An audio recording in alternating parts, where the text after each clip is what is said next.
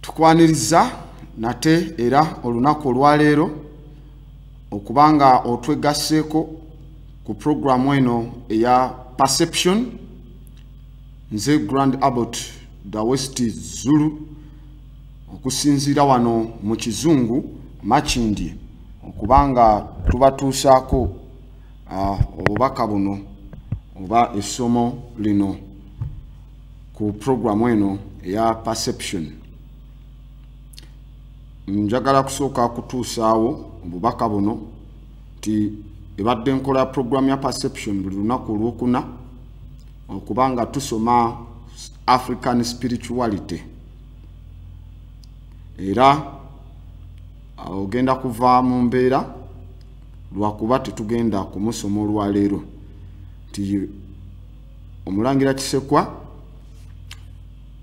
ne program gye yabateekako oba kye yabawa mubeere nga mugoberera kabadde kaseera ka check up naye sobodde kuba naye olunaku olwaleero mu studio olw'embeera ezimu naddala ku bulamu bwe mukosefu naye ng'ajja kuba atereera sabbiiti ejja tujja kuba naye kati nenzijukira nti mulimu jjo abakandudde amaloboozi nga tuli ku plan eno gitubadde nga tusoma economic plan.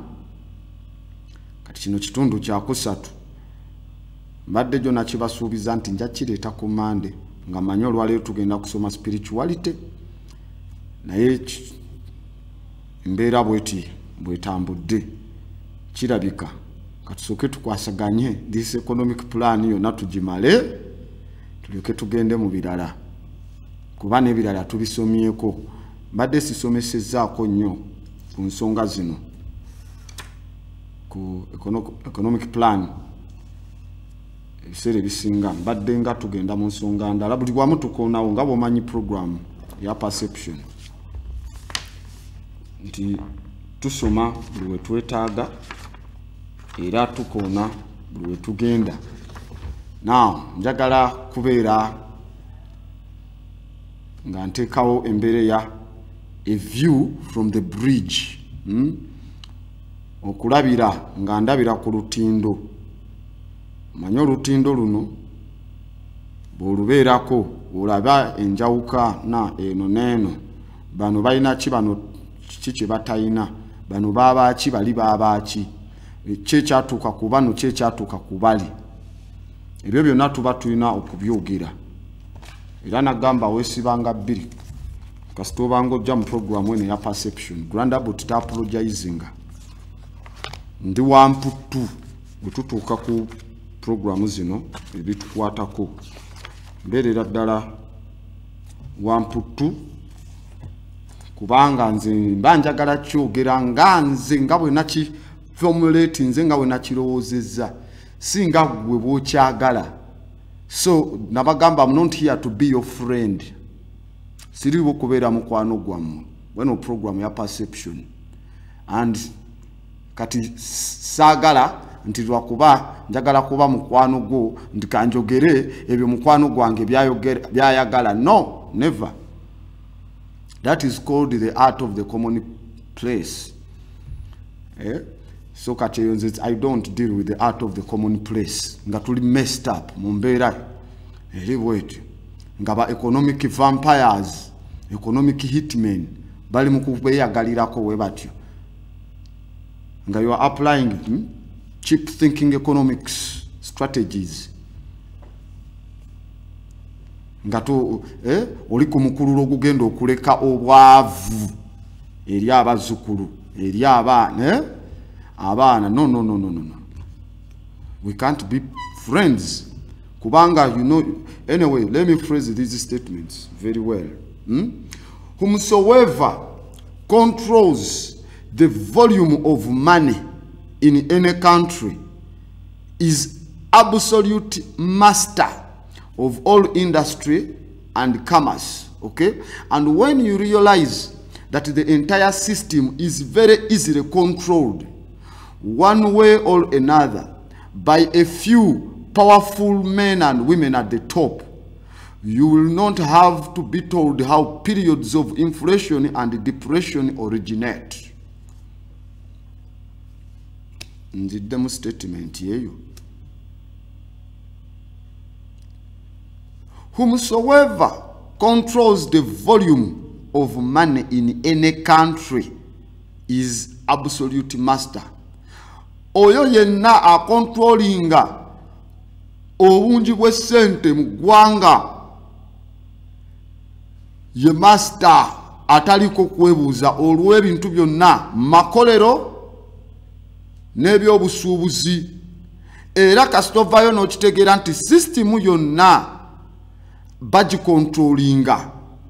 Buli kintu kiri controlled by the economics. Nagamba kuba toyina economic base bajja kuzinya buli mazina ge baagala. Now, one way or another, you realize that the system is controlled by these people. Abayina big volumes of money, who are the masters of the industry and commerce, by a few powerful men, mostly powerful men. I'm in Uganda now, mostly powerful men. On top, you will not have to be told how periods of inflation and depression originate. Toyetaaga na kubulibwa lwaki sente zigudde, lwaki sente zibuze, lwaki ki yawulire ennaku zino sente zibuze. Effect eri awo ku nsonga ntini nnyo. Waliwo bano abasajja be bagamba bakonvictinze, kankuweyo ekyokulabirako.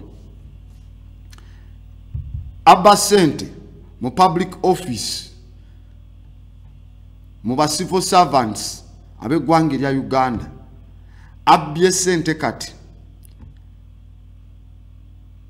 nabba ensimbi ezibalibwa mu kawumbi.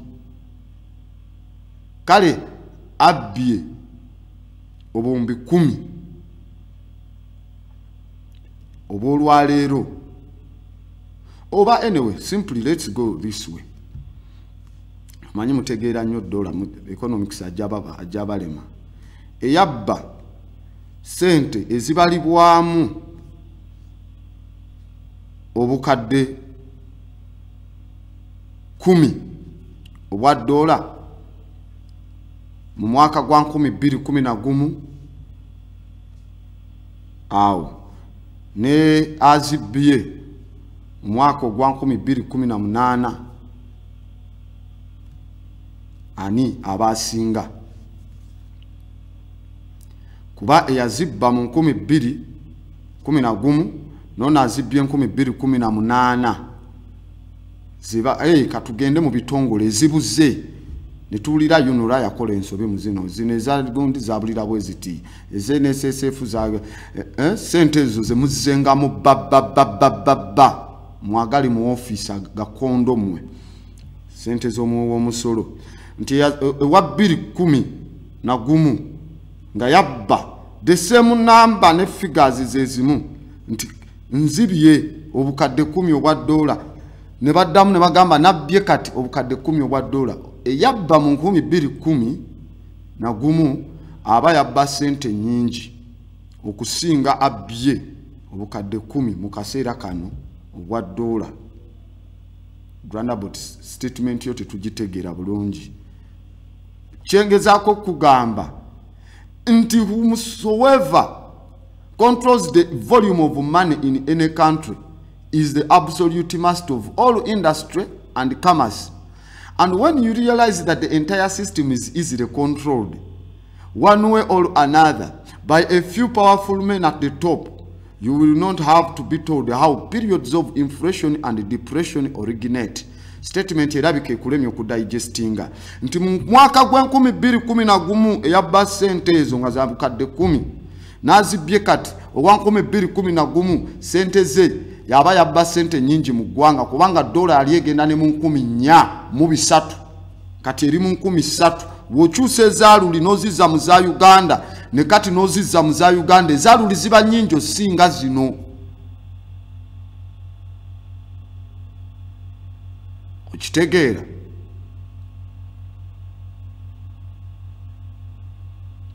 Buzibu bw'amaanyi obwo. And still, what happens if a situation, eretawo inflation, is controlled by a few people? We bateekawo embeera, njagala follow wuliriza no bulungi.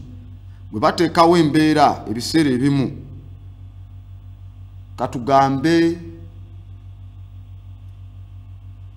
wasupplyinga Uganda police, wasupplyinga prison abali sustainable mere bagirima. Bino ebintu bye mubadde nga musupplyinga government ne mujja supplyinga, ne mujja supplyinga kino, ne mujja supplyinga kiri, ne mujja supplyinga kiri. Wali okyegendeza nti government eyagala nnyo kubasasula mu kaseera nga waliwo embeera nga sente ze Uganda zigudde value ne bawa mu ze Uganda nga ku international scale ziri waggulu, nejja nebawa akasente ako ng'esente za Uganda ziri wansi, nga products zonna ziri nnye.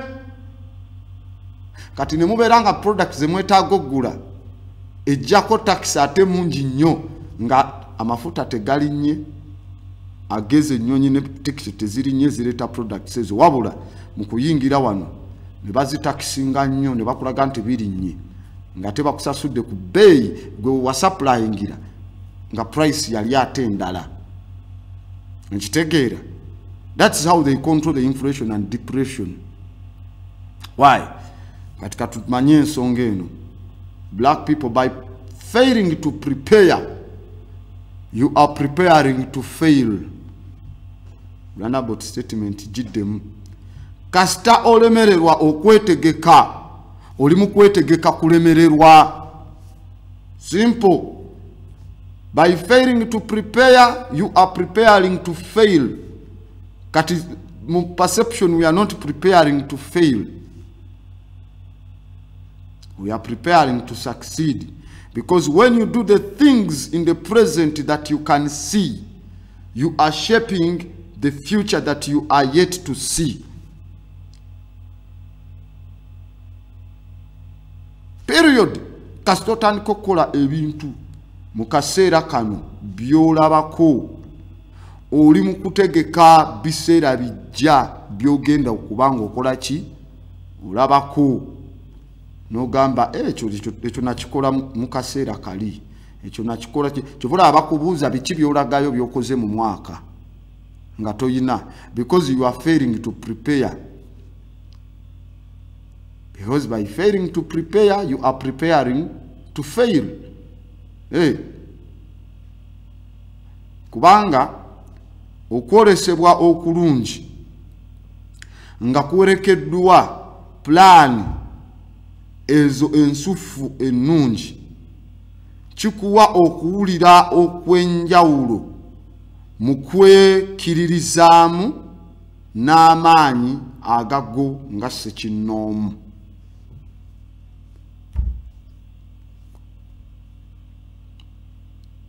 Mpola mpola sagala mupapire mu lecture yange eno. A clear vision backed by definite plans gives you a tremendous feeling of confidence and personal power. Why? Until you realize how easy it is for your mind to be manipulated, you remain the puppet of someone else's game. Paka ngomazo kitegeera nga bwe kiba ekyangu okuvaayo obwongo bwo ne buzannyibwako, tibabuzannyirako.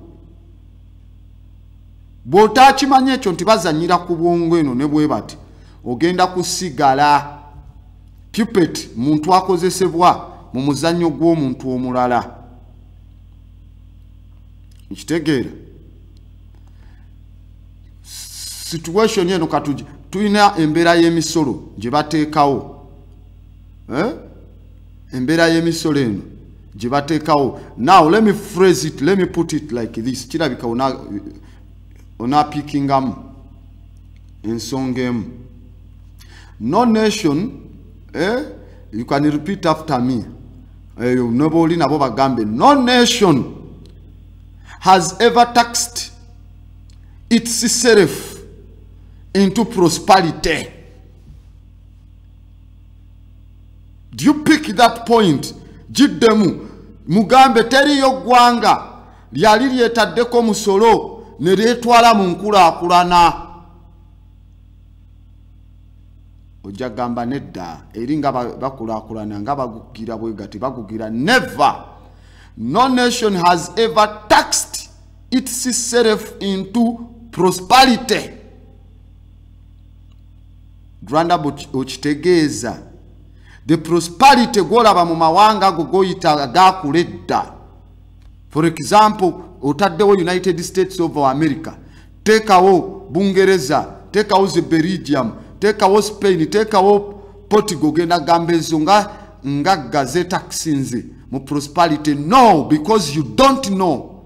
Lwakuba tomanyi. Chovola bogamba go getadde mu never at all. Chovola batuba gamba statement. No any African person, let it be a woman or a man, should be accepted to access any public office until they can explain why slavery happened. Don't explain. Explain and why it is happening. We believe on something that is going on. You know, Gogamba explain. Ex chiba chaita ex girlfriend. Ex. We don't want. You have to tell us why it did. The prosperity gwebayina, you worked for 400 years. Ngatebakusasula, you constructed the bizimbe byolab. Look at Belgium, look at Denmark and Norway. Look at these Dutch guys. Where ba byonna bye bayina kati babijjawa ku bulamu bwo gwe. In the 1400s, 1500s, 1600s and 1800s. Nebata komao, after that time, bajewo to ship you. Katingano tewachali hunting ground for Negroes. Ntibayimiriza slavery. It's not even a trade. It is slavery. They were picking Africans here, taken and enslaved. They were not picking slaves here. Bajanga abantu, free people of color. After they came another 100 years, eja colonialism, the 1900s, nga bakozesa ettaka lyo to dig okulima ebyo bye baagala bo to be produced in Europe.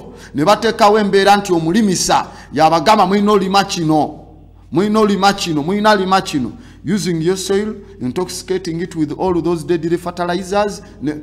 That's how they went into prosperity. They never taxed themselves into prosperity. Kati ebyo bagamba Uganda taxinga nti yegagawaze ainya. Nothing. No nation has ever taxed itself into prosperity. Why? You can't tax business. Business doesn't pay tax. It collects a tax. Do you copy the statement oba ogitegeera bulungi? Tosobola kutakisinga business. Business doesn't pay tax. It collects tax. What do I mean? Aba collecting a tax eyo adda mu nsawo zaabo aba abanene, because they are not going to tax this nation into prosperity. Statement zange nziwandiika nzironda bulungi nga nzekenneenya naye simanyi oba muzipiikinga.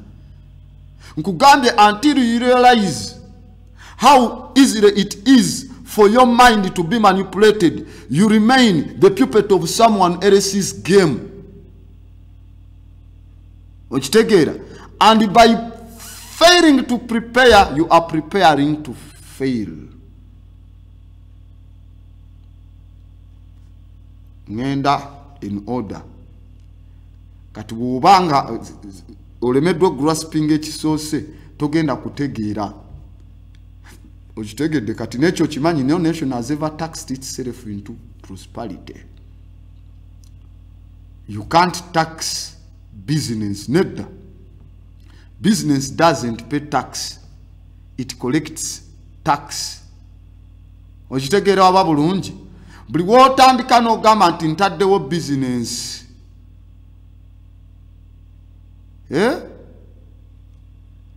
business eyo gy'oba otaddewo abo bagirabanga bo we bafunira okunyunyunta omusolo. They collect tax from you.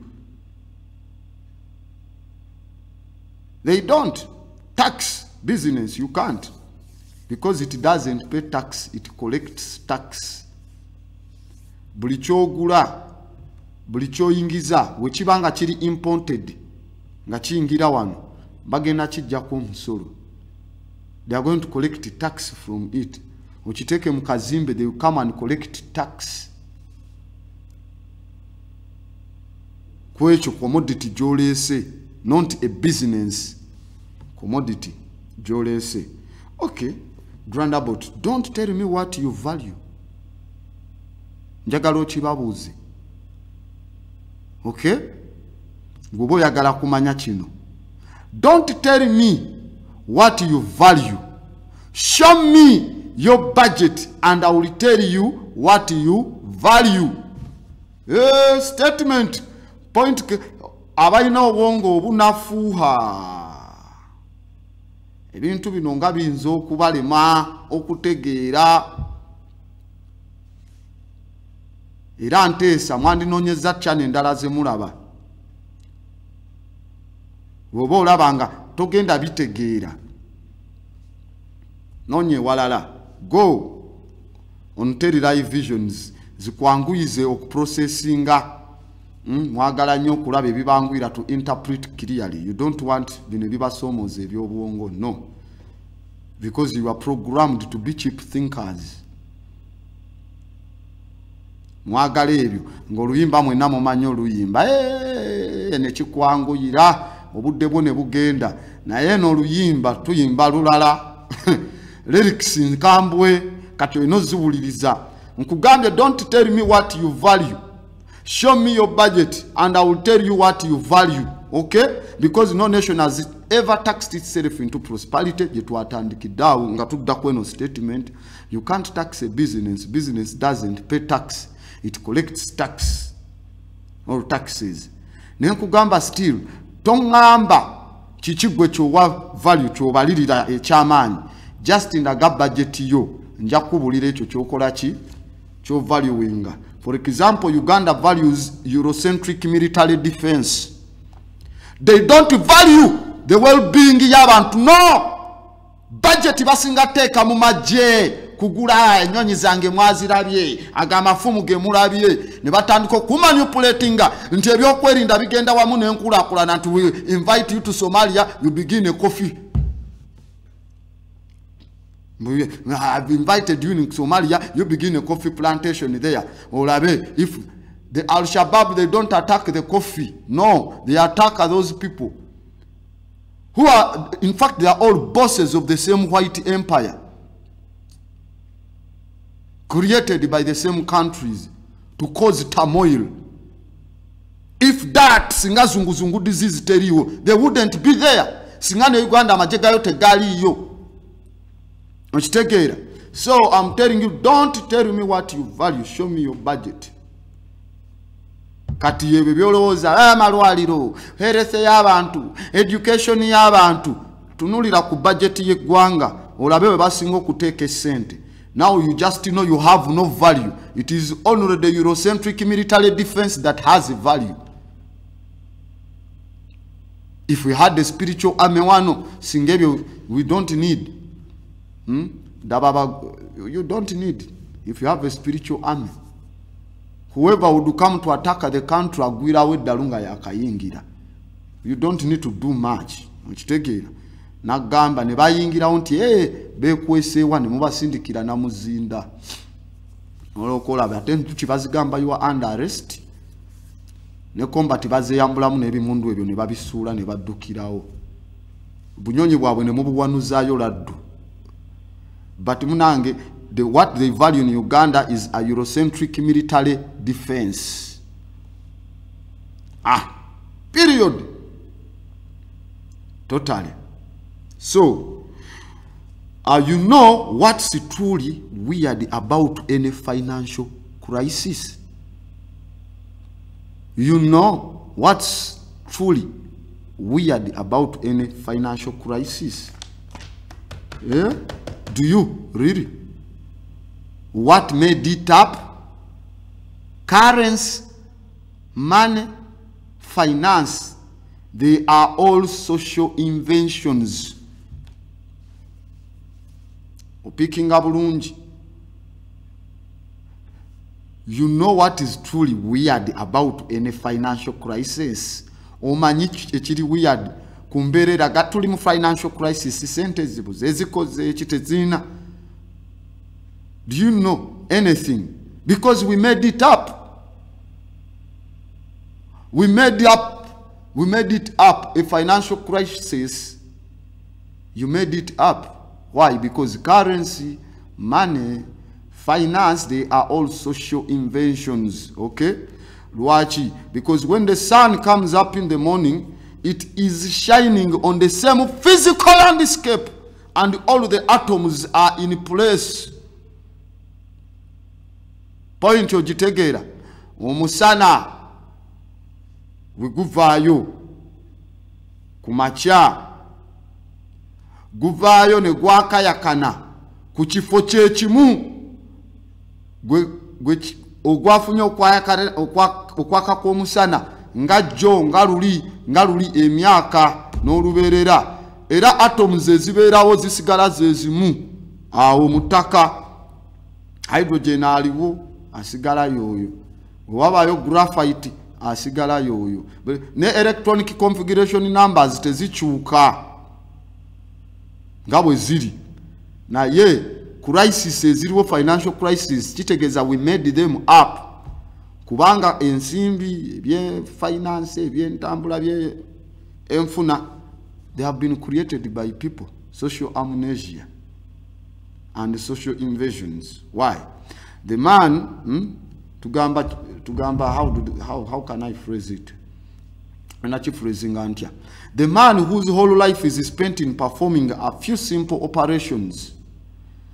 Omuntu yenna ng'obulamu bwe abumalanga akola bu operation obuli simple obutini, of which the effects are perhaps always the same, or very nearly the same. This man has no occasion to exert his understanding, as you take it, okay, overstanding, or to exercise his invention in finding out expedients for removing difficulties which never occur. Statement ngaya amanye yo jikondesingem omuntu ngamaze obudde bwe bonna ngakola bu operation butini ngabu operation buno of which the effects are perhaps always the same. The effect ezibera mu operation yezo buli kaseera nga zezimu akitegera, and this very person which will come, they are very nearly the same byakola. This man has no occasion to exert his understanding. Taina kaseera kona kagenda kuteekawo kutegeera kwe, or to exercise his invention in finding out expedients for removing difficulties which never occur. Kati wabawo embeera etuukawo nga yanjawulo ku operation bw'abadde amanyiridde okubanga akola, tagenda kufuna solution zaabwo kubanga obwongo bwe bukoma wali. Control them what? Chokola jamming a network. Chogendo kola tweka bakube emigo ku street. Kati nga nawo obwongo bwo bwoyina, you perform very few simple operations. Kati if something comes, you cannot counter. You can't counter it because you can't exert your understanding, or you can't exercise your invention in finding out expedients for removing difficulties which never occur. When the difficulties never occur, obwongo bwo bwamanyira kiri ekitini.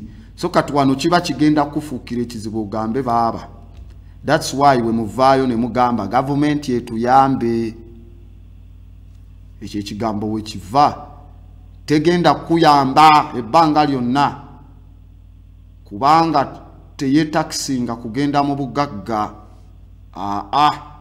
etakisinga bo bafunemu ewalala nenkugamba don't tell me what you value tongamba kiki kyo valuinga ndaga budget yo nze nja kugamba kiki kyo valuinga kati ebyo byonna ebyowooza government yetu yambe just look at their budget esinga kuteeka sente mu anti-people things anti-people esinga teeka sente mu bintu ebijjawo obulamu okay why this man if you can't you are capable doing the same things all the time you have no occasion to exert your understanding or to exercise your invention in finding out expedients for removing difficulties which never occur. Okay? Why? This kind of person, alimu condition yenu, he naturally loses therefore the habit of such exertion and generally becomes as stupid and ignorant as it is possible for a human creature to become. When we place a sense of service and gratitude with a sense of entitlement and expectations, we quickly see the demise of our relationships, society, and economy.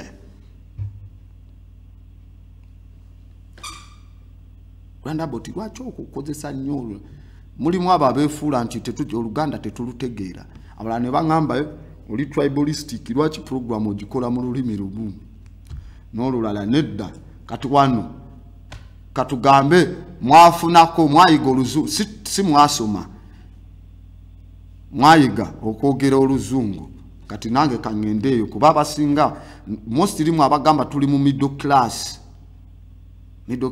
nze nasoma ubeereyo nga mwogera nasoma toyina bye wasoma kuba tukyasoma ate gwewe muntu omwe agamba okusoma tekuggwaayo kati agamba wasoma kitegeeza gwe wakituusa n'okiggala buli kimu okimanyi you cannot teach a gorilla mathematics.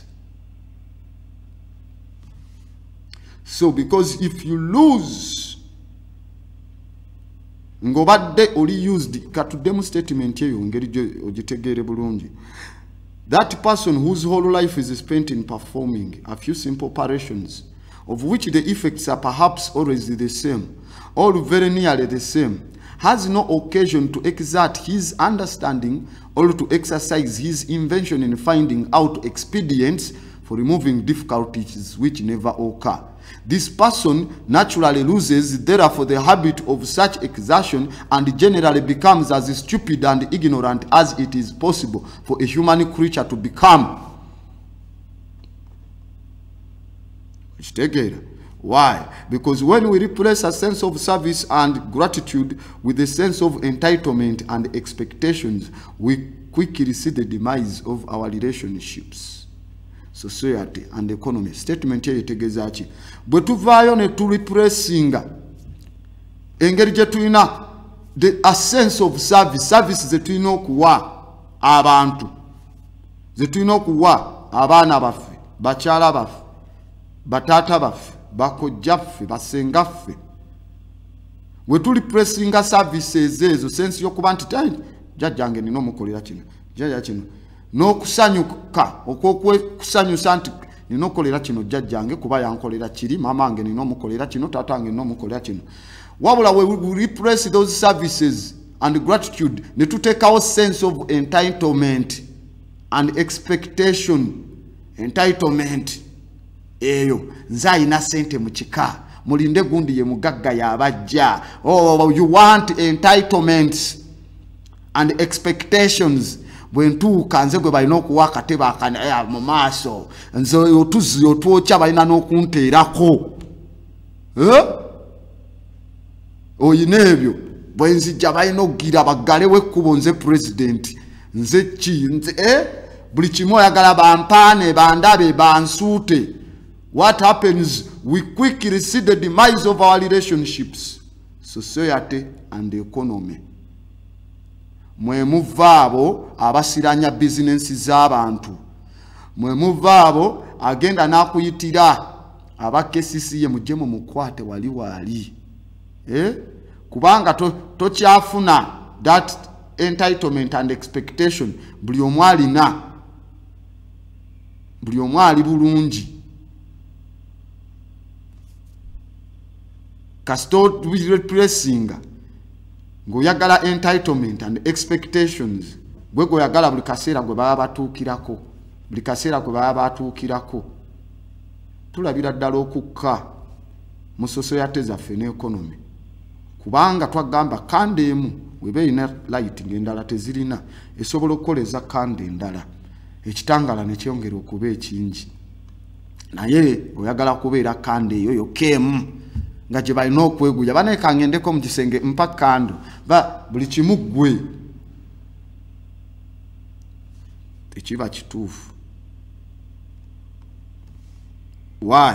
Because in a society in which nearly everybody is dominated by somebody else's mind or by a disembodied mind, it becomes increasingly difficult to learn the truth about the activities of governments and corporations, about the quality or value of products, or about the health of one's own place and economy.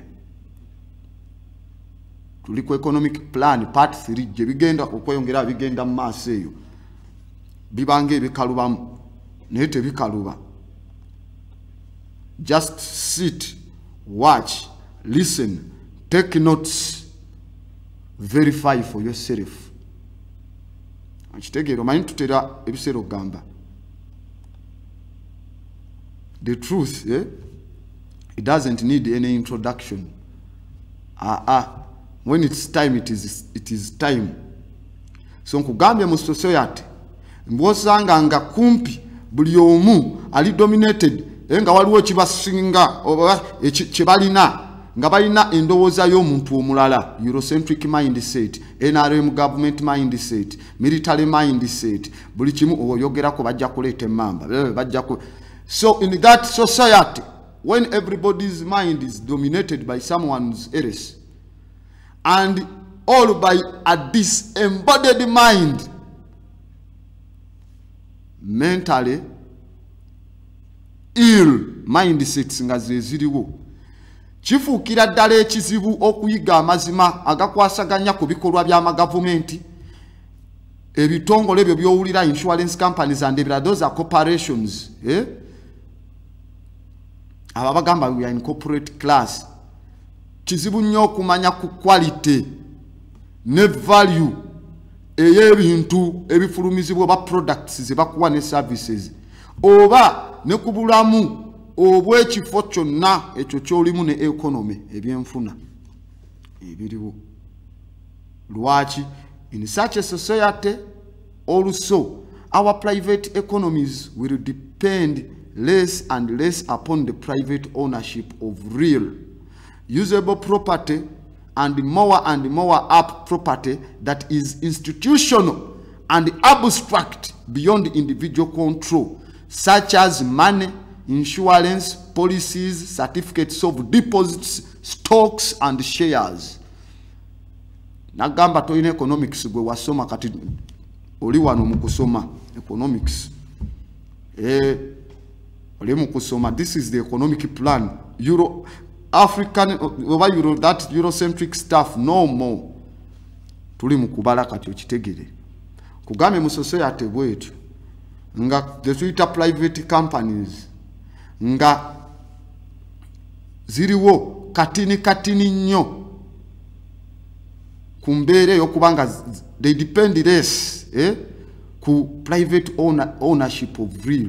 Nogambe ekyo kyange ne kiri kikyo nga kikyo ddala ne tusanga nga private economies ez'abasekinoomu tezidependinga ku kyobo oba nannyini oba okitegeera nga ogamba eyo company yange naye nga ssente ezigiraninga sizizo.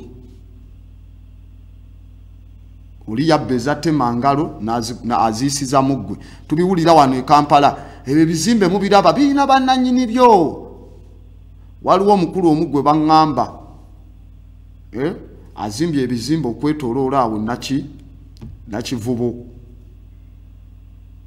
Omukulu omu yatunyumiza, yali anyumye eyo mu basajja bano abasuubuzi nti yali ku 5-star hotel yemu mu Dubai, ng'omukulu oyo gwe bagamba ow'ebyo ebizimbe ebyetoolodde awo nga naye gyali tiyagenda okumulaba gyali. Ne wajja First Sun ne basisinkana nadderi n'atandika omubalira bizinesi nga bwe zitambula. Kati if we are in such societies nga zirimu pretense also when our private economies will depend less and less upon a private ownership of real usable property and more upon property that is institutionalized or that is institutional and abstract tekiriiwo mulaba muntu awo naye nga tabirina beyond individual control such as money, insurance policies, certificate of deposit, stocks and shares. Buzibu buba bw'amaanyi obwo nabwo. Nkitegedde. Bizimbe si byabwe. Bizinesi gyali muno ogamba naye omusajja ono ali mu kusuubula amaliba. Agenda obulira nti waliyo eyo. Kati y'embeera eriwo ye Uganda. Oliwe bamuyisaamu obusente bw'abali abazibbye nga abostinga ne if we go under your government ne tukijjako ekyekyambulo osigala oli mu bbanga empty. Kati ovolaba ezo business olabanga ezitambula bakiriningiramu sente. That is called money laundering. Okay? So and as a private oba bwe tutunulira our private economies becoming more abstract, the mutual free helps and pressures of family and community life will be supplanted by a kind of displaced or placeless citizenship and by commerce with impersonal and self-interested suppliers.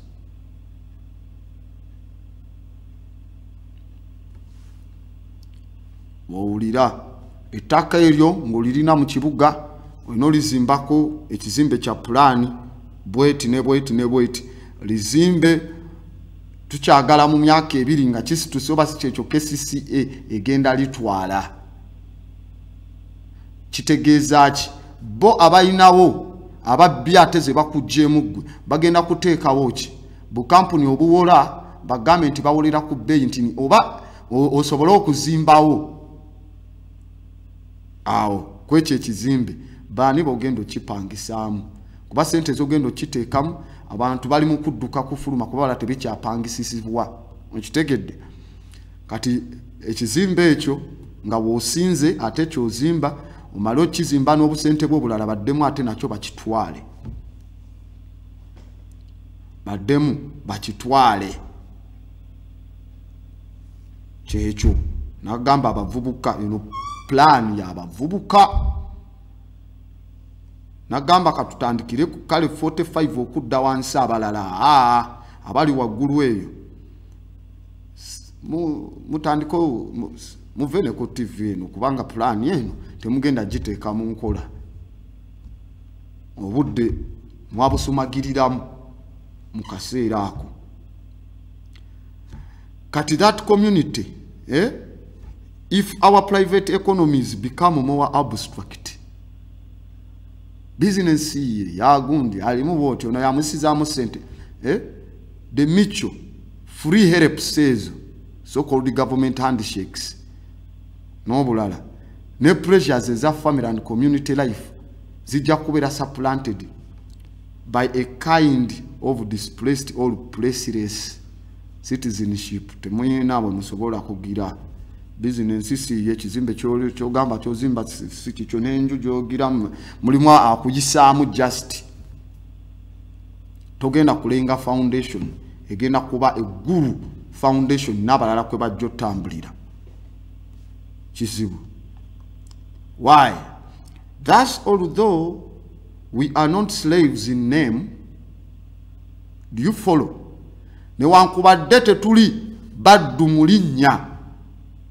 We are not slaves although in name, and cannot be carried to market. Tebasobola tusitula kututwala mu katale tutunda, and sold as somebody's illegal chattel. Nebatutundanga ono omuddu nti yabayinako obuvunanyizibwa. You should know we are free only within narrow limits. We are free only within narrow limits. Why?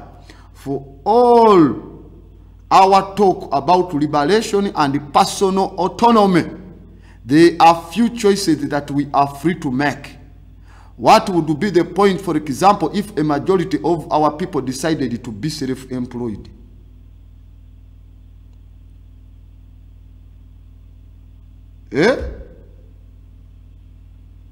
Temukipiikinze. Nkugambi, let me phrase it kanjiddemu bulungi kuba bwe nzida mu Luganda mujja abamu bagamba afuze Oluganda sirutegeera bulungi. Ndabakire nkugambe, although we are not slaves in name and cannot be carried to market and sold as somebody's else legal chattel, we are free only within narrow limits. Why? For all our talk about liberation and personal autonomy, there are few choices that we are free to make. Few choices. What would be the point, for example, if a majority of our people decided to be self-employed? Kitegeeza ki? Kyandibadde kitya singa abantu baffe bonna basalawo kuba self-employed nga balina businesses zaabwe, emirimu egyabwe gye beetandikiddewo. Corporations ziba tezigenda kuba weba banka tegenda kuba na baki bateera, tegenda kuba na bank manager, tegenda kuba na kubanga ali self-employed. Okitegeera woba self-employed bano ba Museveni teri abagenda bavuga mvuga konvoy ya Museveni tinkuuma ndi wa SFC. No, buli muntu ali self-employed alina omulimu gwe. Okitegedde? So nga buli muntu yekozesa ina ekiche. Tewajja kubaawo bano abagira nti nze omanye ekiriwo ankolera kesi ye kuyola bintu by'abantu. Twajja kubaawo ali self-employed ne musisi tajja kubeera wa kesi ye kubanga naye alina ekiche kyakola. That's the situation jendi mukugamba. So these corporations and governments, they can't allow that. Kubanga tebalina be bagenda kusaamirako Tomi nga ekololo wetulirawo wekka teri agenda kukubira bandi teri bagenda kumba kuba bali ku bintu byabwe bakola. What would be the point, for example, if a majority of our people decided to be self-employed? Kati gwe mulamwa gwa plan yenu. We don't want to be slaves, though we are not slaves in name. And we can't be carried to market also to somebody's else. We find that we are free only within narrow limits. Neba setting awo obudde. Kyovolaba abasomesa wabayo inspector avere wa DEO.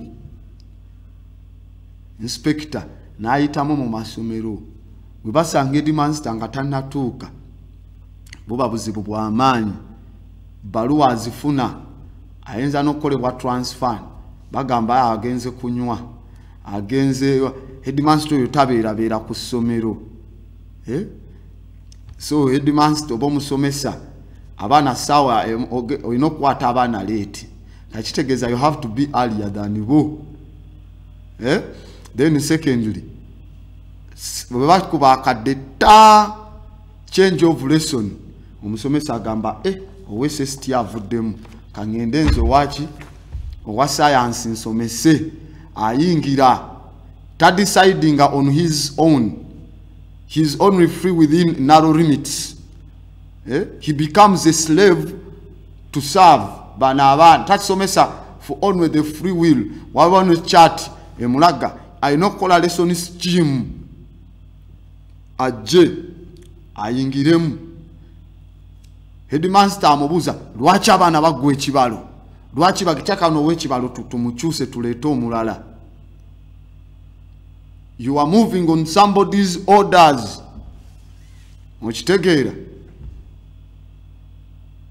You can be manipulated by all ways.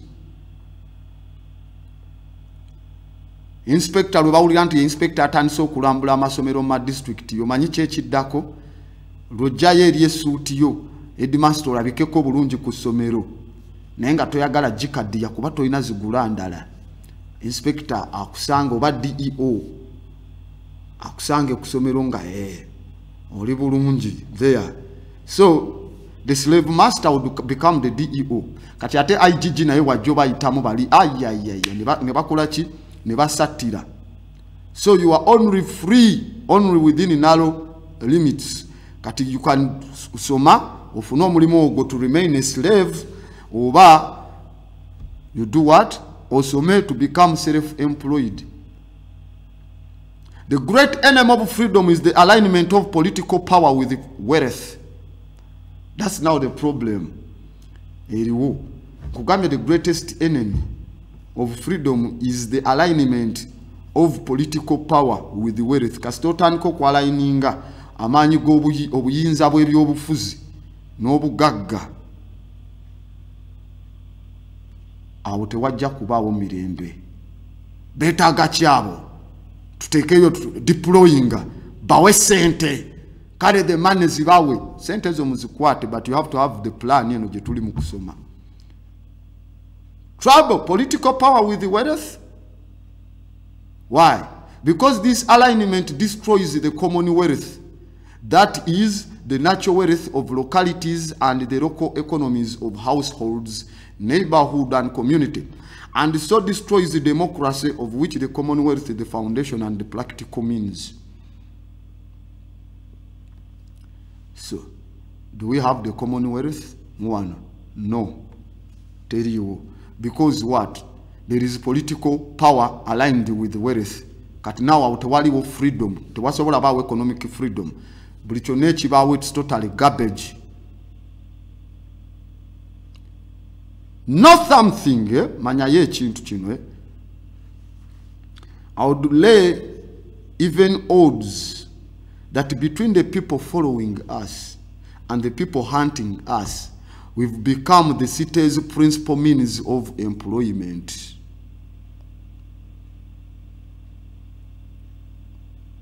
Because Kampala's entire economy is now based on a few folks embracing and applying European poisons, disturbing us, manipulating us.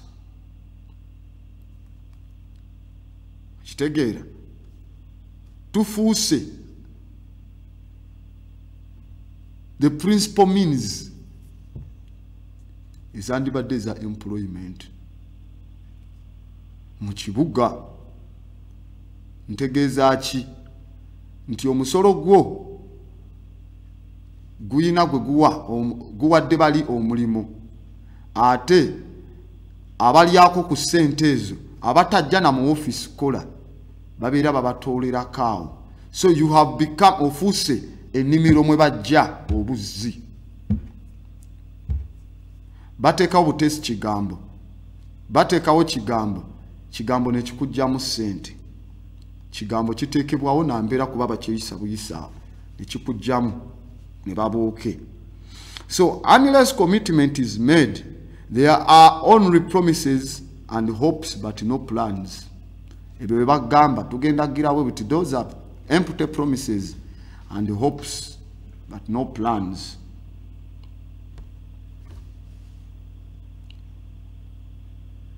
Lwaki? Because our entire system in an economic sense is based on restriction. Scarcity and efficiency are the movers of money.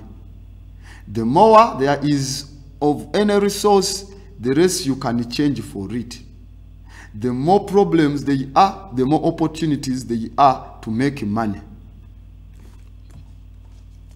Kubantu abalala tuli wano. Let's question ourselves. Bavubukamu katubuze ekibuuzo kino.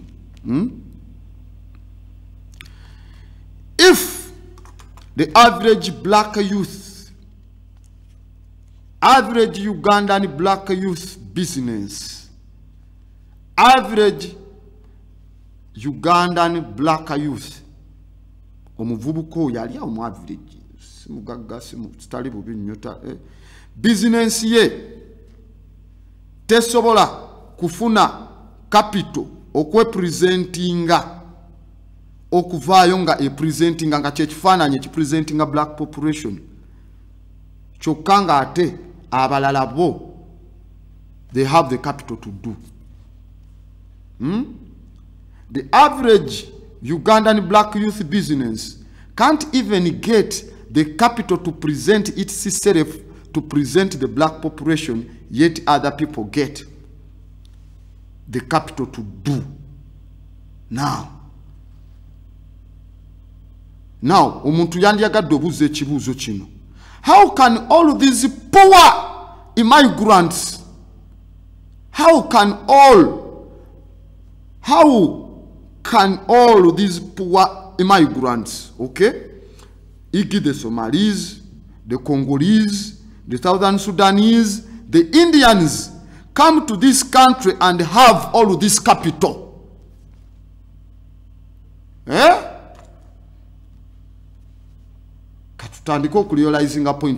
How dare these poor immigrants,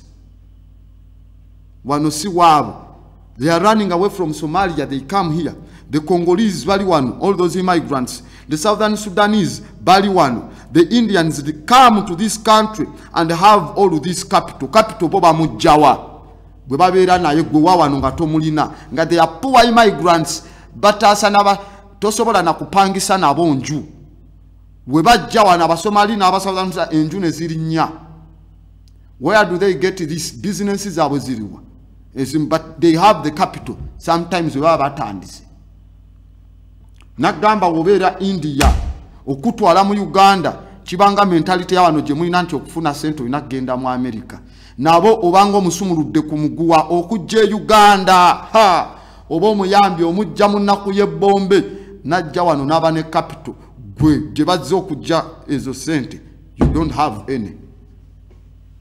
Lwaki ndi ku muvubuka bakadde baffe munatusonyiwa muwulize just kunyumirwa naye situation temugenda gikyusa yabalema. So if they had this capital, let's question ourselves. If they had this capital, inzogamba bajja naye, why did they leave their home countries? If they had this capital, lwaki bave wabo? And if they did not have this capital when they left their homes, how are they getting this capital here when they have no credit records and they have no paper trail? So whose capital is financing them? Bavubuka mmwe tubuze ekibuuzo ekyo. Bwe babanga capital ono tebaamulina nga bave waabwe. Ne bajja wano. Capital bamufuna batya? Tebalina credit records, tebalina paper trails. Kati capital wani oyo ali mu kubanansinga gwe balyako.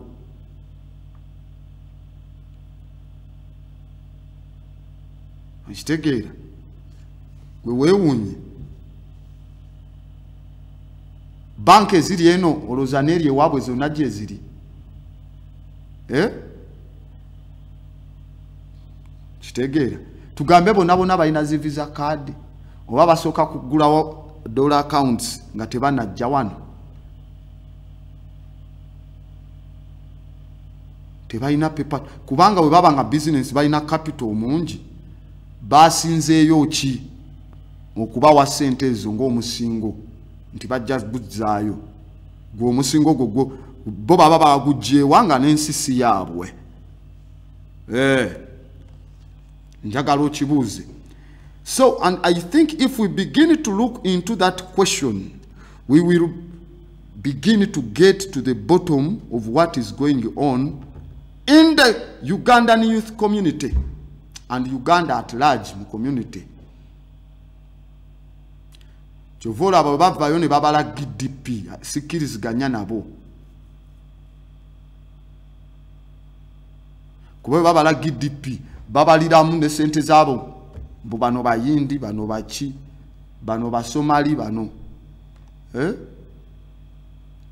Bwe batyo babaliramu kati ne bawa figure ezirimba ense kulakulanye according to GDP. No, balabana Uganda bokka. Tulabe. Kat the other one is fooling you. Kufulinga GDP Nchitegera.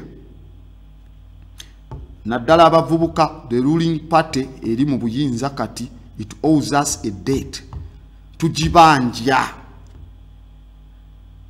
Tujibanjiza ddala erezo sente zibajja bagabagaba nagambe criteria ki efuna sente ezo. Criteria ki efuna sente ezo. Lwaki ffe makinde tetunazifunako? Sinazirabako webusaabala. Abayokulekana mwazifunyeko. Lwaki bazigaba wano? Nate nasoka avuga kilometers ngana naziteeke ewalala. Lwaki tezigendera mu order? Nti ntandise za wano, ntandise Ntebe, ajja katundu ku katundu, agenda otuuka ekibuye nga abo bonna abafunye. N'alyoka akwata, lwaki obuukamu ewala n'ogenda eno?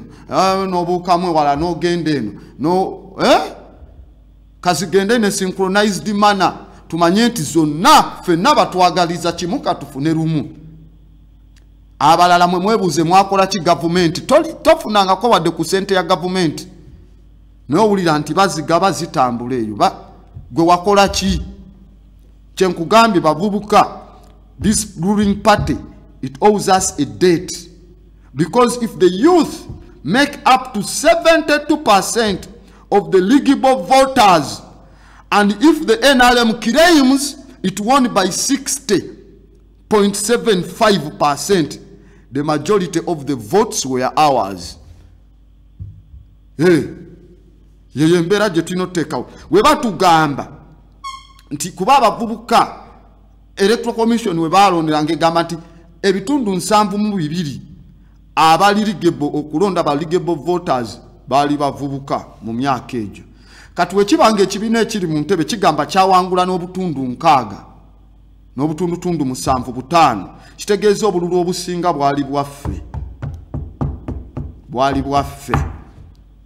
Lwaki bwe buba bwali bwaffe ebifo ebisava tebabiwaffe ate abaabalonda beeberezaamu ne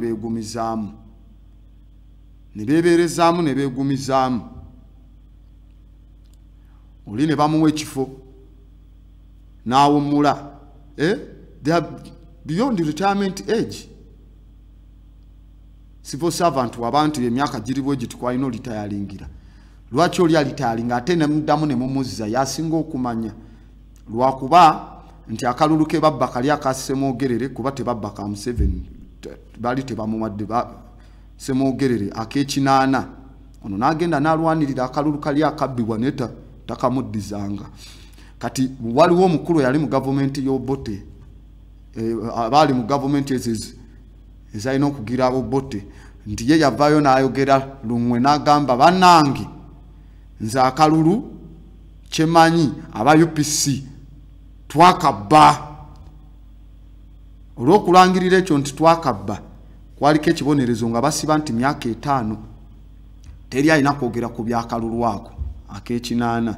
Bwe bamusiba 5 bano we bajja lwakuba yogererayo kiri nti akalulu twakabba nga banoonya verification ya kutandika ntalo twakabba. Mwali mu gavumenti n'envi ennyingi. How is he going to plan for the future when he's not going to be in the future? Buzibu bw'amaanyi. Okitegeera sente ezo ziba zinogaba ez'abavubuka, it should be distributed in a good manner. And how are we going to get that money anyway?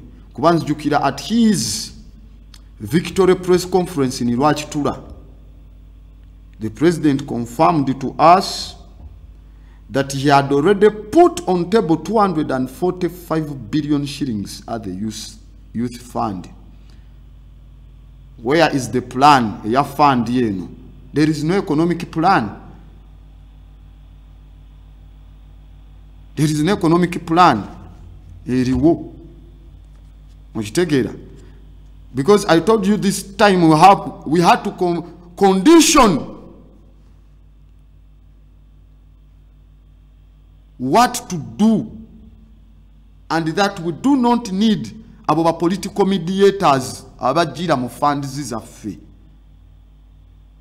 Most ababali mu myaka emikulu ejo, their age bracket is not ours. They wasted their chances to change the image of the youth. Ekifaananyi ky'abavubuka kiba bakyonoona baleka bakyonoonye naffe tusanze kyonoone kate naffe tuleke nga kyonoonese. No, if they didn't change that image, tobateekamu. Most of the times ntuuka neneebuuza n'okwebuuza. Otuwadde minisita w'abavubuka tatera kutambula kubanga abavubuka baba be bangi buli kaseera olina otambula nga opulaninga plan zaabwe. Kati wano singa tubateerawo kino bano singa bagira bwekiti babeere ne pulaani eno ne bweti ne bwe awo omuntu akubeera ku lusegere yasobola okuteeka ensonga zino mu nkola kubanga buli kaseera oba omubuuza abegundi wabakozeeko nga bwe nagambye. I would suggest oyo omukazi akubeerako nga escort wo gwe wandibadde minisita w'abavubuka kuba yabeera awuliriza buli byoyogera ne ku masimu najja n'atugamba bannanga alimba ne mu masimu gaakuba taboogerako naye olina kiwala abeera eri bamala n'obudde kulaba buzibu bw'amaanyi. So we need to be ready to answer these questions. Naddala sente ezo mutandika zifuna mulina okuansalinga ebibuuzo bino. The question is because some people are going to be opposed. Mumwe mukufuna sente ezo already batandise dda abe Kampala lwaki be bafuna nga bo tebakulonda tebagira ki baali baki fe abagira nalabye abewaffe ye mubende nga bakaya na sente bazigire lwaki bawabeeyo lwaki bagira kubanga omusolo ogukola ebyo byonna ebyo bye mugamba bye muyina gusinga kuva eno. Kati eno we wavunda neyo temufuna. Simple answer. Neyo tewafuna. Kati ate eno government gyesinga okunyigiriza ennyo. Kati era batekyafuna na musolo gumala. Ebateekamu sente zammwe zebajjemu mu musolo ezo ze bali mu kutuwa. Enoonye engeri gye nnyunyunta endala ku musolo ebeere mu buyinza. Jjukira gye twatandikidde. No country has ever taxed itself into prosperity. Kati nezo sente ze bali mu kuwa, they want to tax it. Abamu bafunemu si gwanga kubeera nga likola ki ligagawala. No, kati gwe sente zo olina okuba ne pulaani entuufu osobola okwevadinga wawe bakuteeramu ga musoka ago g'okuyonkayonka. So these are the questions we have to answer. One, they are going to combat the youth in 3 different ways. Era zatandise dda. The first ones bagenda kugenda kubeera bannabyabufuzi aba both right wing ne left wing. Sente zino ez'abavubuka bwe zijja ezifunibwa nkugambye you are going to be attacked in 3 ways. They are going to combat abavubuka mu nkola ya mirundi 3 obalwanisa. Esooka politicians abava mu right wing and the left wing, aba opposition n'aba proposition, something like that, abali mu kibiina ekifuga n'abatali mu kibiina ekifuga abali mu biwakanya bonna bagenda kuba combatinga. Temuzijjayo temukola ki lwaki obawa abaawano ng'ateffe mu district ndoza batandise obalaba district eyange gye navaamu ye yalimu ki obululu obungi lwaki tebawa ate yange bawa zino ezitamulonda. Batandise abo NRM, FDC, DP, UPC byonna bagenda kubeera against this money. Kyena gambye tetwagalamu ba political mediators banoonya bano beenoonyeza kalulu bagambe gye ndi mbalwanirira mu abe district y'Egundi naye nga there is nothing niwe bazimu watazituuse era bajja ziri ate tetubaagalamu. Political mediators garbage. Why are they going to combat you? Lwaki the politicians from the left wing and the right wing bagenda combating? Reason, because cheap talk politics will be dead. Cheap talk politics abafudde abaweddewo, because we shall be having an economic base, meaning that we shall be controlling the political course according to our benefit. Okitegeera nagambye tulina zimba economic base eyo gye nagambye tusooka kuba naki businesses. We run the businesses and we have the economy. We get that money from the first programs. If you missed the first one, you can't tosobola gitegeera. Ne tugenda ku second floor, we control the politics. We buy all the politicians. Those ones we can't buy, we lease them or we rent them. 3, ne tugenda to police and court. Abo bonna ne tubatereeza kubanga court ne police amateeka ge bajja okugenderako gajja kuba ffe twagayisa kubanga ab'obufuzi abaliwo we control the politics. Ffe tulimu ate tuteekayo oyo yennyini gwe twagala atuyisiza ekintu ekyaffe, we buy that one kuba ye ba majority ffe tusinga n'okulonda, ffe tuleeta abo be twagala. Okitegeera? So now if you have them, the police and court systems, mateeka ga muyisize eno kuba mulina economic base. Kati now these politicians kubanga bachimanyi bwoba ne economic base, cheap politics and cheap talk politics ajja kuba afudde. Mulina economic base kitegeeza mwe mu controlling a political course okusinziira ku kiki kye mufunamu ku nsonga eyo. So be ready to deal with them. Abo mutandiko dealinga nabo. Wachi, they are going to confront you with false statistics and hate speeches. Bagenda kulumba ne statistics enfu ne speeches eza hate. Speeches eza hate. Sente ne bwaziba wane omugira we muti ne omunazifuna ne mugira we neba. Okitegeera? They are going to combat you. Bagenda kujja ne such stuff there. Statistics omufu ne hate speeches. Why? Because they want to keep you in a poor situation, which is the tool to seduce us to participate in their unbeneficial demonstrations, all the time making us to hope we change the situation where we are in through them. Point Ojitegera. Bagena confronting and false statistics, balete hate speeches.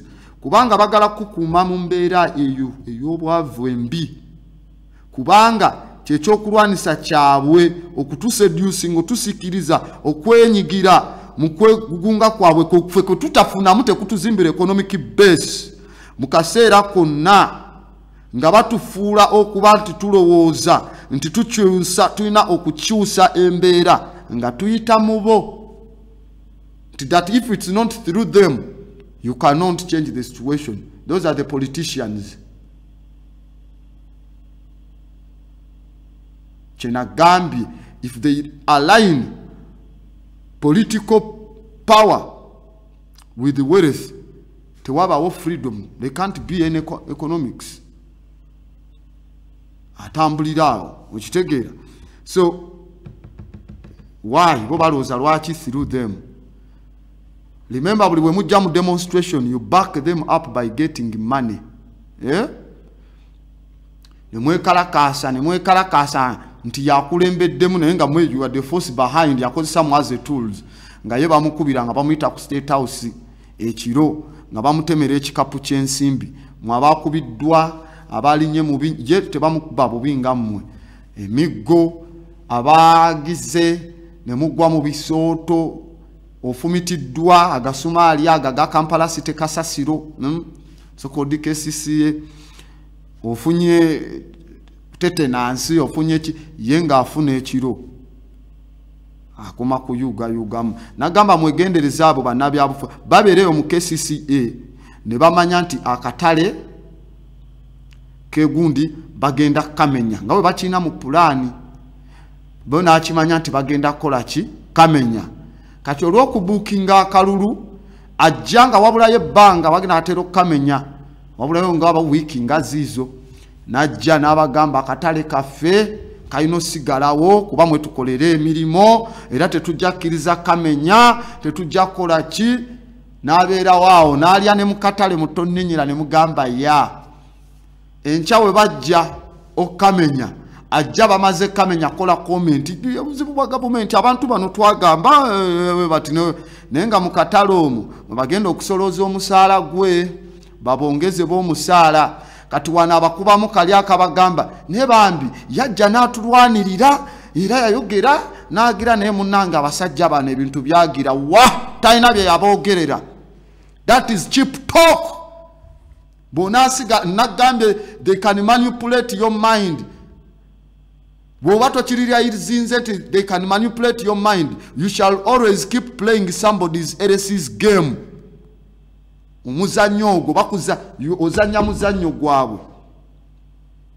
That is trouble. They think we change the situation we are in through them. No. You see a manya yenkoko.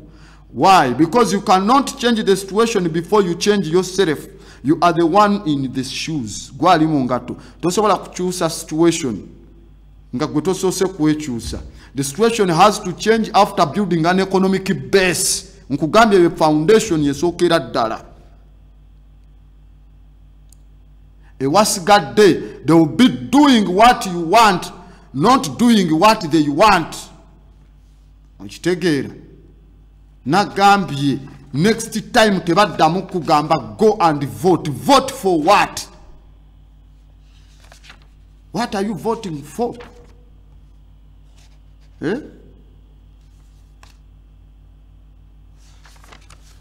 Because they have not changed anything. So we have to enforce nagamba tuina economic freedom, spiritual freedom, and physical freedom. Our aim is to enforce economic survivals, spiritual controls, and rights determination favoring us, not their agenda.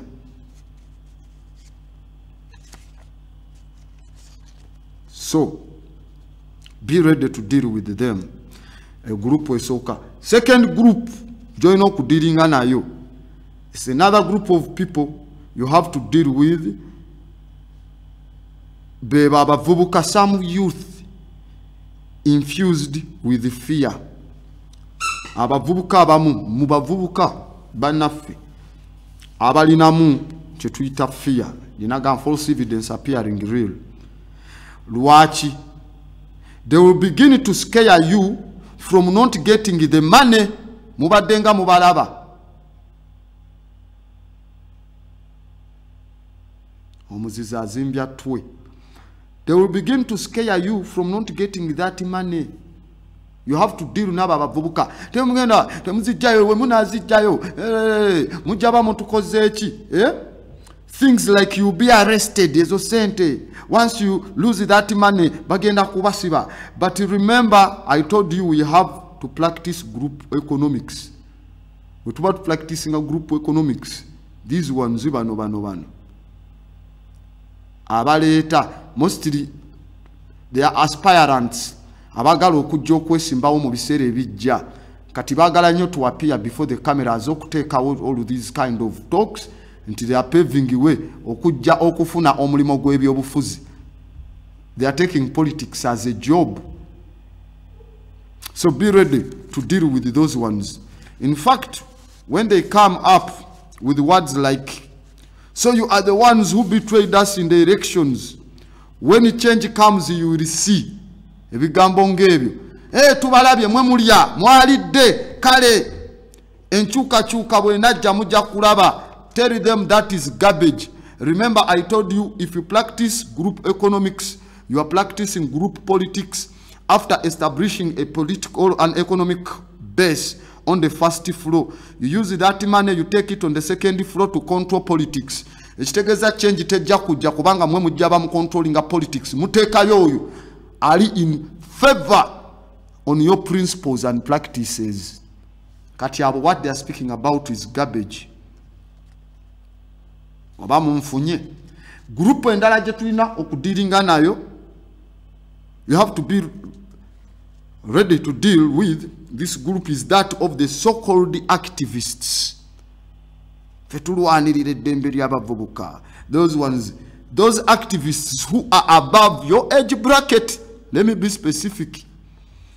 Kastabana jabo ba activist tulwanira lyabuvubuka eddembe nga basukka emyaka jammwe egy'ekivubuka. You have to fight them. Let me tell you, fight them in this economic plan. You have to be ready to deal with them. Bo mu myaka gyabwe ne activism waabwe kiki kyakoleddewo abavubuka osangawo omukululo oguli self-refueling. Lwaki? Because they will want you to ask for more money that wasn't given to us, and what was given to us is not enough. Nedda abawadde ntini akoze eki nagamba nyama ntini okaya neri mu nkwawa. Abawadde ntini mwongere okusaba endala muteekewo embeera babawenda abeefula ba activists. Now you have to question them this question. Where were you when we had no funds? Chemuba mubabuza mwali ruddawa nga ne sente zino nga tetunazifuna nga tebanaza allocatinga ez'abavubuka. Bano bakansala abamu bamanyi gyeziri babaganye okubategeeza kubanga baagala musigale all the time nga muli bubi, mubeere nga mulina obukyayi, bo bajje mu njogere ye y'obukyayi babalinnyeko bafune, bo babeere nga bazijjayo. Bazijjangayo KCCA sente zijjudde. Ffe kibiina ekyaffe Makindye kyazirozaako dda. Kyazirozaako dda. Ate nga zijja ate tukyazitikula tuzijjayo. Naye mulina okuba ne plan entuufu. So era ne bwenjogerera kati ndi mu program ku bintu ebimu ebibadde birina oggulu ebyekibiina bituuse kati olwaleero kuba leero ebibadde bigulwa ebirala. Naye abayogeranga twabagamba where were you when we had no funds? Sente zo wezitaaliwo mwali luddawa? Bali bebase. So the truth is that they begin to eat from your name. Baba bagala kutandika kulya nga balira mu linnya lyo ery'abavubuka. And most of them are sponsored by whites in pursuit for us to break the bond with whoever gave us the money and the fund. Abamu mulira ba activist no gamba center zijjawa. Nkugambe they are funded by the whites mostly to pursue for us to break the bond with whoever gave us the fund. Kubanga already bachimanyi bali aba sponsoringa, bachimanyi ffe tusinga stock nyingi y'abavubuka mu biseera biddako mu maaso bajja kuba bo bali extinct nga bafudde bangi kuba tebalina miti mito nga ffe wano fertility yaffe eri waggulu ate tuli bagumu. Kati kasita tufuna economic base eyo neba nnene ennyo tujja kuba tetukyayagala kumanya bya Europe, tetukyagala kumanya bya EU, tetukyayagala nga ne resources zaffe wano tuzi manufacturing tetukyabawa wadde raw material neegi nemu. Kati bo kye bakola bayitamu ba activist ne bagamba kumemu omuliro mubanje mwekulu kalakase zo tezimala omanyi oli atukana ye lwakimba wano babo laba tebasimye na zino nga ye agamba bugambi yanze kanyweze byamajje nsigale nga ndi mu ntebe mwe mumanya abasigadde akitegeera embeera eyo. Kati tebagalira ddala power base eyo eyabavubuka. If mostly the threat bw'osoma mu ISIS papers okuva wa Dr. Chris Francis Welsing agamba it's the blackmail scaring the existence of the white people. It's the blackmail asobola okukola kye tuyita genetic annihilation of the white people. Jukiro ina dominant genes by recessive. A black male can impregnate 12 women a day. A white man impregnating 12 women, it can take him 14 years. And in 14 years, genes are no butabao because they are recessive. They are recessive. Katigwe. That thing, choyina that dominance. Nefuna backup with an economic base. Mwe producing ebintu, mwe ba consumer baby ebintu, mwe mu distributing mwe benyini within around you mukola group economics. You decide political arena je mwagala, mwe mu controlling on your principles ze mwagalira ddala. Buli kimunga kyamwe, you don't have to get orders from UN. You don't have to get orders anywhere. Abavubuka, if they are employed, they will not have those ones bagendo twala Somalia to manipulate them in their wars. Bajaba tebali because they already have chechi mutwala yeri. Already baba yuna ebyokola. Now the best thing, you sabotage buli point evayo yogera ku the economy eyaba abavubuka of that group of people.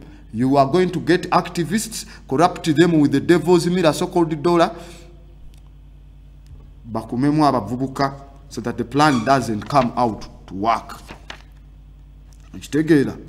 So these are traitors. They are paid to keep us in a ditch. In a ditch. You should never let anyone point a few rich youth in Uganda and then blames you for not hard working, or to say that we are okay. Muwulira bavubuka mmwe, temukiriza muntu yenna kuvayo kusonga mu bavubuka abatini mu Uganda.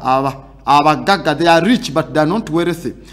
Abagagga aveyo atandika okukunenya to blame you nti toli hard working, oba agambe nti Uganda abavubuka abagagga gundi wuyo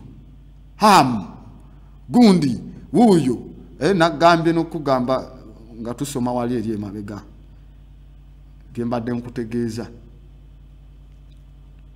So tavaayo kulimbalimba ku bavubuka abatini ba pointinzeeko. Gundi nga yakola naye ngali mu myaka jammwe, gundi nga yakola ngali mu myaka jammwe, agenda ku pointinga ku 6-7 bokka agambe nti we are not hard working, oba agambe Uganda ngaga gundi nga ina gundi nga. Don't accept that. Why? You should know that wealth is different from income. Echo inochimanya. Wealth is different from income. Obugaga bwanjawulo nnyo ne kunyingisaayo. For example, in the US, US rappers versus the blacks in Harlem. Botunulira abayimbi b'omu America, barapa ba Jay-Z, uyo kati alioba mu $940 million.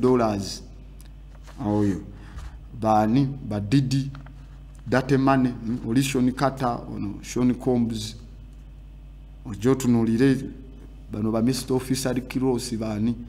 Kati that one, it's not worth. Kati if you versus them, never blacks abali mu Harlem, Harlem ghetto settlements ziri mu New York, watabu eyo buli dakika nga nnya bakuba omuntu essasi in Harlem, messed up. So there is a difference. There is a difference. Tunulira n'abayimbi ba wano bugamba ayina sente, bayimbye sente bazijjemu. Now versus abavubuka ababulijja abaliwo, kuba nagamba whites get to the middle class through wealth, blacks get to the middle class through income. There is a very big difference. Enjawulo ya amaanyi. Getting mu middle class through income, there is a trouble. Omuntu agetinga mu middle class nga ye ayita through wealth. Mu bugagga si mu nfuna abate wa amaanyi nnyo okusinga gwe w'enfuna. What if the income stops? Oba tozzeeyo, you go down. Naye oli ayina wealth. Kibeerawo ekyo eky'obugagga kolero weeriri. Yotambulira ddala ligenda mu maaso. Buli kimu we ayina fixed asset. Ayina fixed asset. Kitegedde bwe bamumenya okugulu n'ataddamu gusamba nga teyayinvestinga bulungi to put wealth. Tolaba nti obwo buba bugenda kuba buzibu bw'amaanyi. So those people tulina okuba nga tuli ready to deal with them. In fact, these politicians, if you question yourself, you remember the political history of Tojukwata Akoe mu political arena ya Uganda.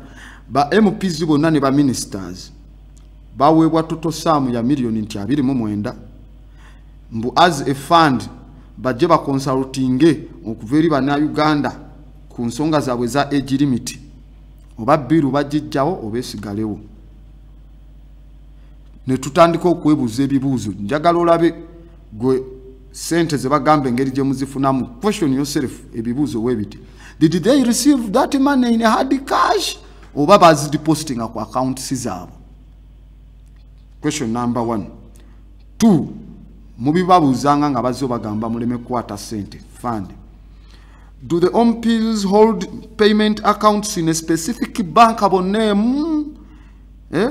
That's why we are here. That's why we hear different banks demanding them. Baba banja banka gundi mubanja banka gundi mubanja. Walabye wano obukadde buno. Obo babo baba kozesa obo bwacho bubadde buludde emyezi oba ebiri nga tezijja. Ne bakube meza ne bakola ki? Nemwe babaletereza mwe muzizire.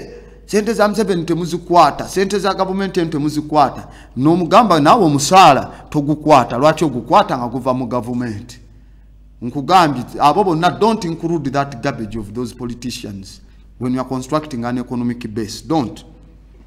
Because if they received this hard cash, is that ogikwata ko consultation fee by bank,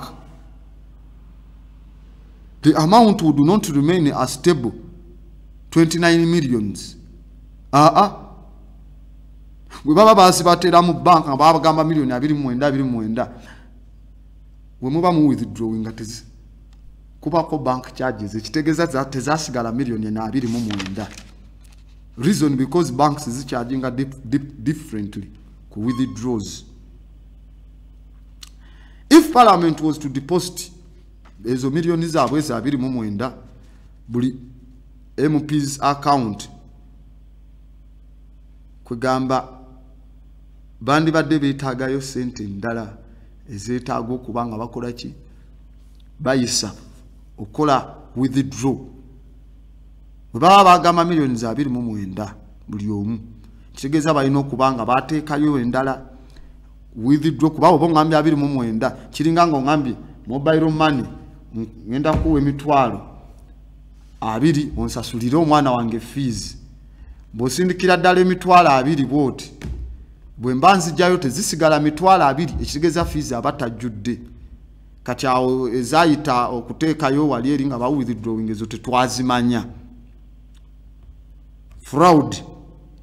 This never happened and there was no any debate about this. So how can we be sure that they received a full 29 million for consultation without confirmation from the adjustments of how to receive the money? Nagamba, if we can assume the two government zaba wewa mu hard cash,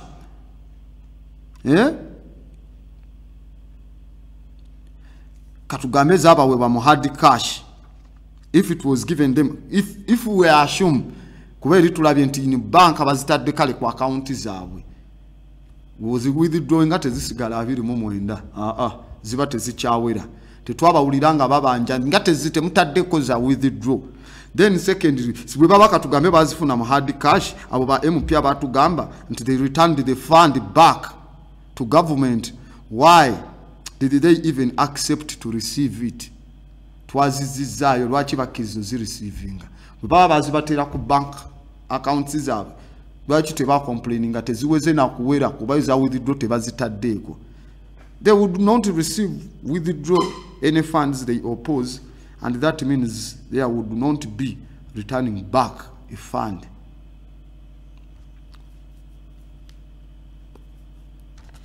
Weziba zandibadde zibakwasibwa, they wouldn't receive it. If I don't receive it, I wasn't going to return what I have not received. If they did, they withdraw any fund they oppose, why would you withdraw a fund you oppose? And that means there would not be returning back a fund. Who do they return the money to?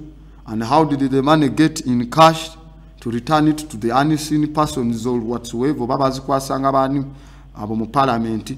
If government money comes from people, citizens, and an MP returns the money of the taxpayer to the house, government which is unquestionable, does that really care, which does not even really care for its people? Nozizayo mubomanyinga uziba jamu nzibu, you return it back. Now, so they pretended after returning this money, this fund back, izo sente singaza bazadinga ku plani yafe. So though webazizayo tebaba wana official receipt nti tukomezawo obukadde 29 buno mu parliament empe receipt nziziza zizo ngera we kyandibadde kya withdraw slips ezo zibaawo nizikulaga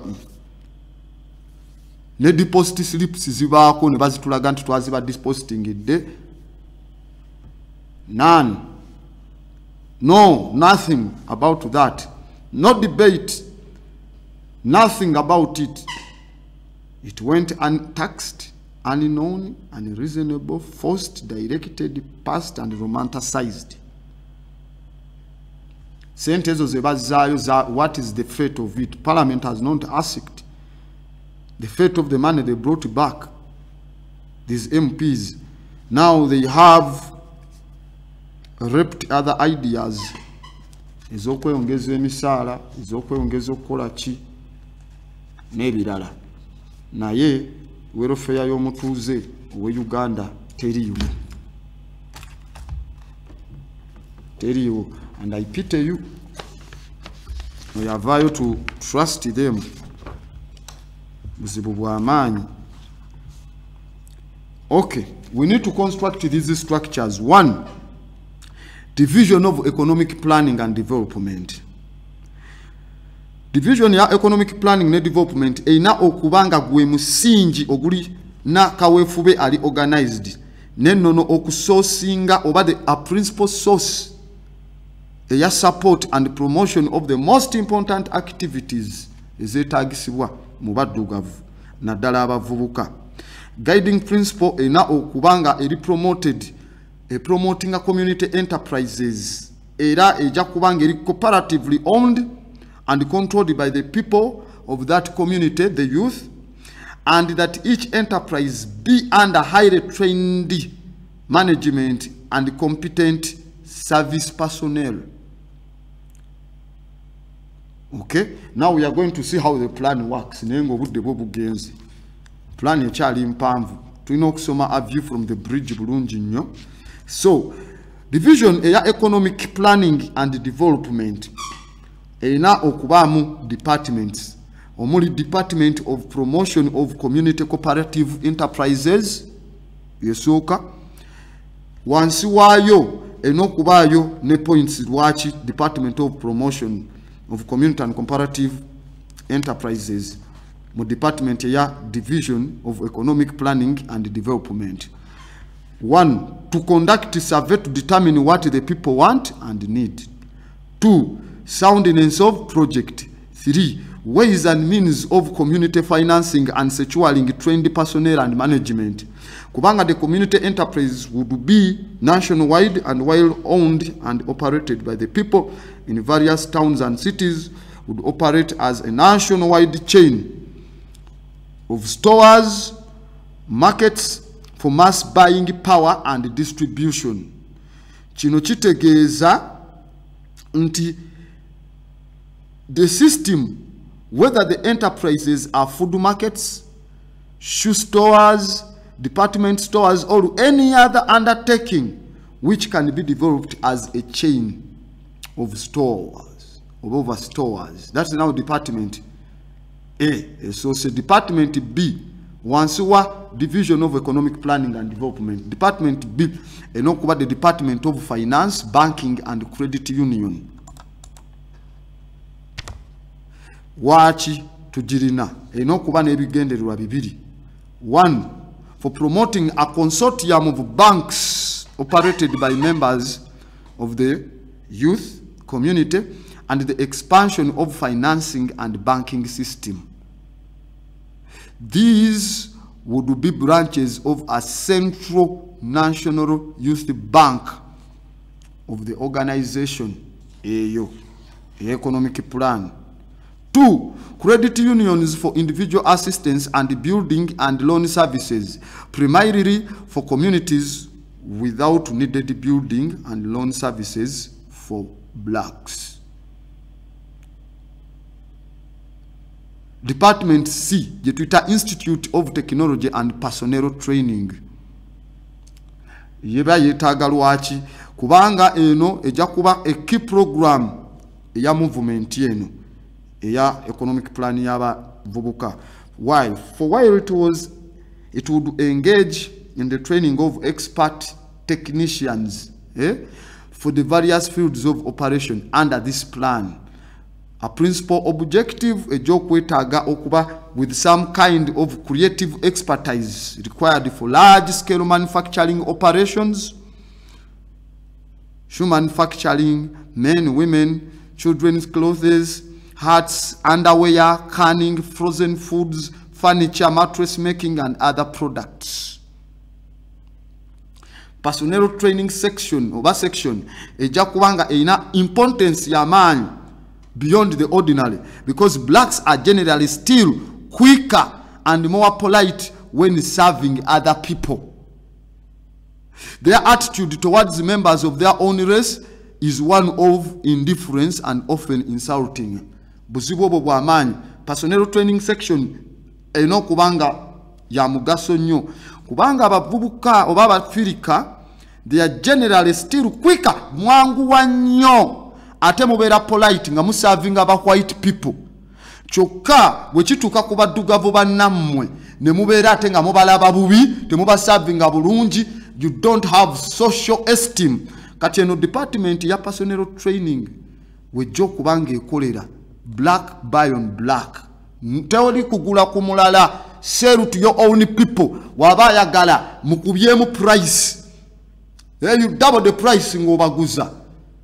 If they don't want, let them go back to Stockholm. Let them go back to Amsterdam. Otherwise, one will be enough to batubina because the raw materials, when was controlling? You control the banking. This is totally. There is that indifference and often insulting between black people. Tuli ku department C. Department zigendera ddala DEC eziri mu division of economic planning and development. Butuna ave tujagena mu division of political action, the division of public education. Zonna they are still in the plan. Na yedda chikazo tezijja kubanga zitukirizisa. Ate sagala kubeera dictator okubanga esimu njibamye. Izulu lese yedda chikandale 0414698420. Plan ekyagenda mu maaso eyo part 3 tugenda kola mu economic sono kumala akadde ate tunagamba tetwamanya tujja kuba twamanya 0414698420 kusobola oyita oba joli eyo ngokuba tusobole okubanga tuteesa TV Africa. Esebo naawe webale kubeerako ani ono era okubiddewa Esebo Esebo webale kubeerako Esebo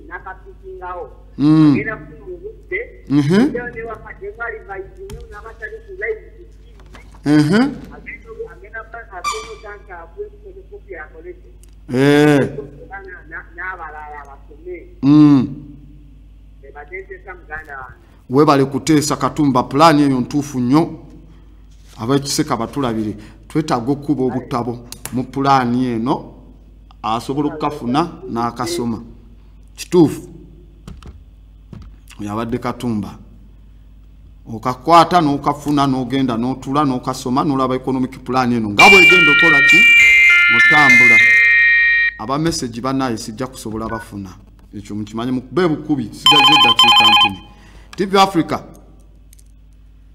hello vuddeko 04146984 20 TV Africa hello yalo ani ono sebo amanya zikamwa ebuwagga esebo mukulu kamwa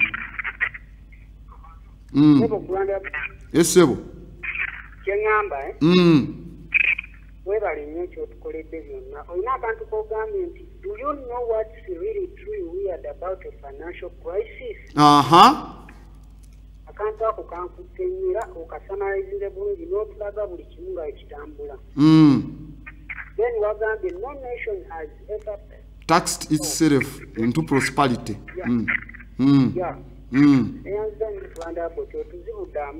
esebo webali kubeeranga kuoli then ne ba activists banene abajja batambula obawulidde mbalabye esebo tubaguddemu tweyanzanye ashe tweyanzizanya oyo mukulu kamwa ebuwagga 0414698420 nga bwensimbula economic eno plan tukyagitwala mu maaso mukulu Katumba ateeseza tugikube mu katabo TV Africa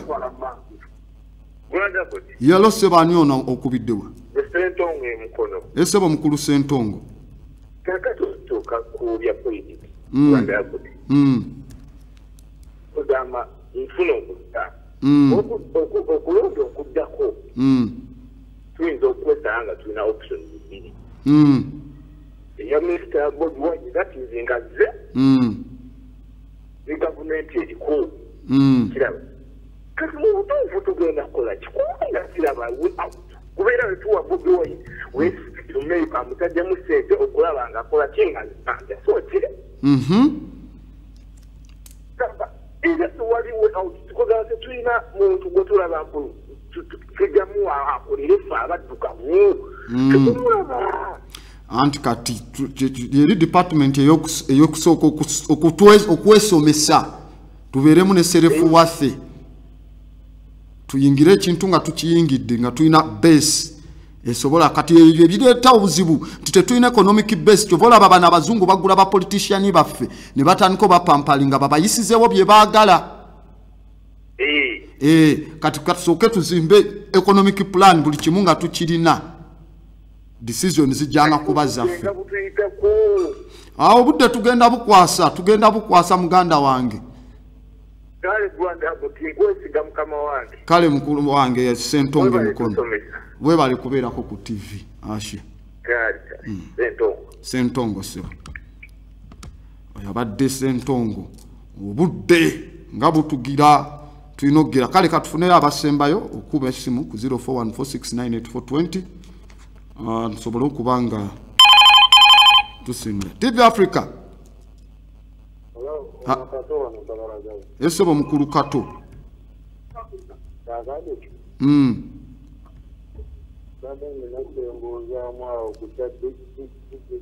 Kuchachi?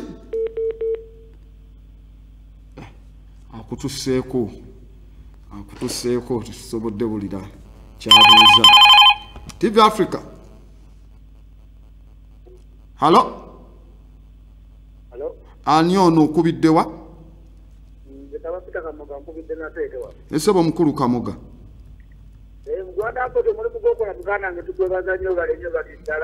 Esebo.